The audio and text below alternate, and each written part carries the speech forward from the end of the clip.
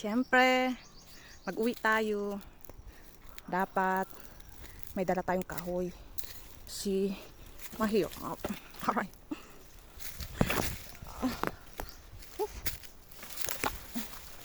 So, ang laki ng kahoy ko. Basta maiuwi ko ito.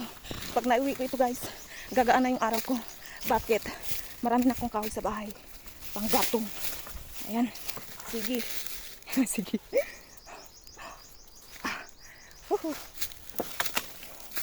Nauunsa man ang video gyapon bisan. Nahirapan na.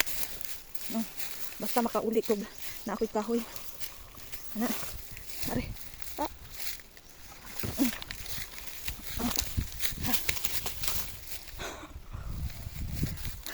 Dapat nagdala ako ng sako kanina kasi ilalagay ko na lang ito sa sako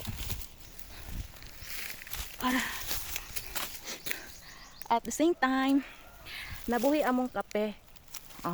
So kaning kape ana tinanim namin yan during El Nino. El Nino, so himala kaayo kay nabuhi man, so naawa pa rin ang Diyos sa amin. Ang kape namin ay galing sa Mafar ba to? Binigay ata ng Mafar sa amin para itanim yung mga kape. So, marami to eh.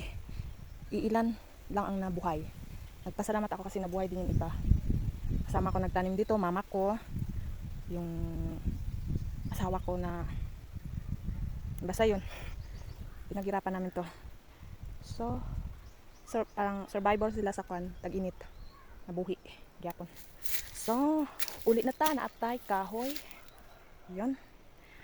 Kailangan ko makadala ng kahoy dahil napakahirap. Dahil yung pagkain ng aking alagang baboy ay kailangan lutuin araw-araw. So, dapat laging may kahoy. So, that's the reason why I get tired whole day. Char English. English ang peg. Yun. Everyday na mag-adto ko dire sa bundok, manguhag kahoy tungod sa baboy, dili tungod sa amo ang gakaon. Ang hirap maging farmer. Pero worth it naman yan guys kapag dumami yung aking baboy. Yan ay panimula ng aking business. At yung mga business na yan ay binigay ng isang napakabuting MSSD. Kaya aalagaan namin yan. Tungod kay buotan man gud si Barm. Naalala mi, nahatagan og mga livelihood. So, amping-ampingan na to na. Kay dili, whole life ni mo pakaunong ka sa gobyerno, no? Maglisod-lisod ang gobyerno, pakaunong ka kay tamad. Kaya kailangan, pag naghatag ang gobyerno sa imo ha, ampingan na, day. Hantod mamatay ka, day. Ampingan na ha, ampingan. Dili kaun-kaunon, day ha. Kay baga imong nawong, day.